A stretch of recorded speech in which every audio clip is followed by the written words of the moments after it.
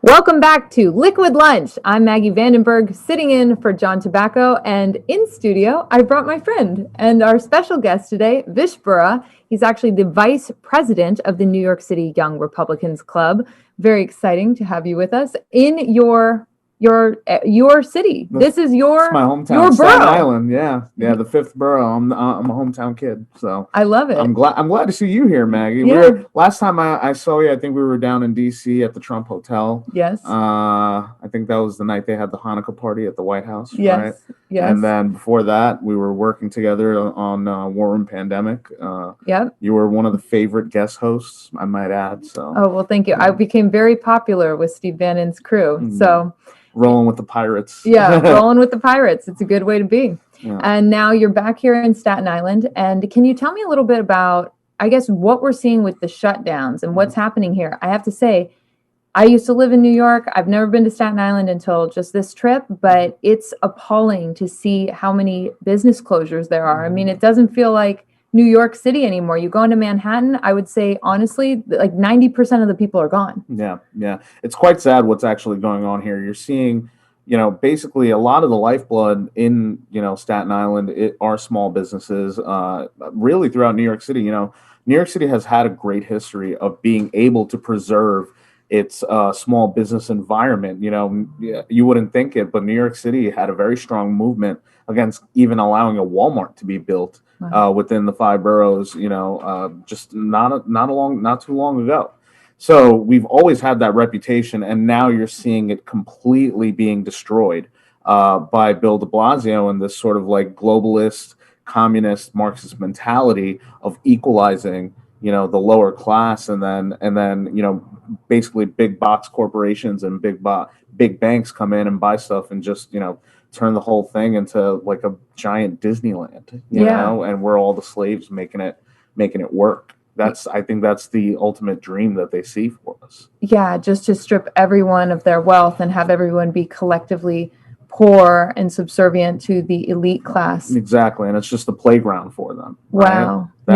That's the future. That's terrifying to think about. Yeah, because New York really was, I mean, honestly, this was the safest big city in the world. Right. You could walk around New York City at night by yourself, and basically only certain neighborhoods you would feel like, okay, I need to be safe. But there are so many places where you could just walk around and it was like you felt incredibly safe here. Well, I grew up in Brooklyn in the 90s. So I was born in Brooklyn and grew up in the Kensington section in and around Flatbush, Coney Island Avenue area, Church Avenue area. And in the 90s, I mean, it was, it wasn't the greatest place to be. A ton of Brooklyn wasn't. And then, in 2000, I moved to Staten Island. I saw the difference, first of all. So even Staten Island, getting clean through the Giuliani years and Bloomberg years, they really cleaned up the entire city, all five boroughs. And it was quite incredible. And it took about 20 years to make that transformation happen. And now you're seeing it all backslide in just, under the reign of de Blasio from, I think he was elected in 2013. Wow. And now, he will be termed out next year, but the damage he's done, he's set New York City back at least 50 years. It's insane. Yeah. It's funny because it was a slow progression, right? Like when I lived here, it was like 2013 to 2016. Yeah. And it was pretty safe, right? Because it was still coming off of Bloomberg. It was still... Hi, we're on TV. Okay, we got a little bit of interruption here. This is what happens when you are at Mac's Public House and you've got an impromptu studio built out to bring people the real news about what's going on here. And we've even got local neighbors popping their heads in saying, hey, what is going on? This is quintessential Staten Island. Isn't it? Neighbors popping in saying, hi, hey, how you guys doing? Hey, what's going on? Yeah.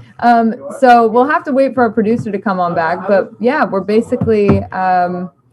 I just have to say I'm very appalled, and it breaks my heart what is happening in New York City. I've never seen just struggle like this. I remember after Sandy, after these different, after 9/11, people coming together, helping one another rebuild their lives, like supporting one another. Oh yeah, I remember Sandy. Sandy was incredible time. I mean, just the destruction. I lost a couple of friends. A couple of my friends lost their houses. It was just a crazy time, but the way the community came together and really supported each other. We're still feeling the effects to this day of Sandy, but we stand on tough. We're going to make it through, and we do our best to stick together, and you see that even. Just what happened here at Max kind of shows that is a microcosm of our willingness to fight. Yeah, and they've got that spirit too. I feel like there's like this community spirit where people come together. They're going to stand up. They're not going to take it. So yeah, I just think that people need to. I don't know. Well, what do they need to do? I think courage begets courage, right? Mm-hmm. The thing is that everybody waits for that one person to stand up instead of being the person to stand up, right? Mm-hmm. And so I think that obviously that also encourages leaders who have that wherewithal, that fortitude, that courage to stand up, and they should do it knowing that they are an example for others in the future to see that behavior and step up as well, right? So it's we need somebody to always be the one to spark that fire. Yeah. And you have to, sometimes you got to be the one, right? If not you, then who, right? And so we have to roll around with that mentality that, we got to jump feet first into the fight. Yeah. And courage is contagious. It's such it's so true, because you see other people doing it and you're like, well, why can't I do it? Right. And that's why my message to people today really is, if you have a business at this point, you need to stand up, because more shutdowns are coming. This wasn't like, hey, grip and hold on, it's going to change, you're going to get your chance again. Now they're talking about mutations, right? And so we see the bigger picture here. Right. It's really about just destroying people. Whatever you had left, they're going to take it from you. Exactly. Yeah. So, what do you make of that? Like, I've got my theories. I just think this is the slow encroachment on freedom, right? And so this is the way the state operates. They keep taking more and more from you, and they try to see what it's going to take until you're finally going to crack. And if you don't crack, that's great. Then they just keep taking away freedoms from you until you draw a line, right? Who's going to be the one to draw the line? Who's ready to draw the line? That's the question now. Yeah. And I have to just say, I feel like they must really think we're stupid, because the week that the vaccine comes out, they tell us that there's a new version, a new strain of this virus called the UK virus. But I'm like, not the China virus. Can't say China virus. The mutation, right? The UK mutation. But I don't know. I feel like everything this year is just, we're getting played, and it's all an excuse to strip us of our freedoms.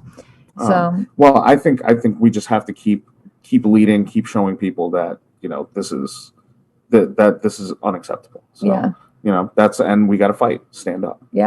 Stand up, fight back. So everybody, like we're doing here down at Max, we're having, they're still doing some business. Now they've started a church in the back. There's actually a church that operates on Saturday here. Mm-hmm. Freedom of speech rules down at Max, right? House of worship. Baby. Yeah, house of worship. We've got the media set up here. So we've got the press, we've got everything. But stay tuned. We're going to be right back after this break.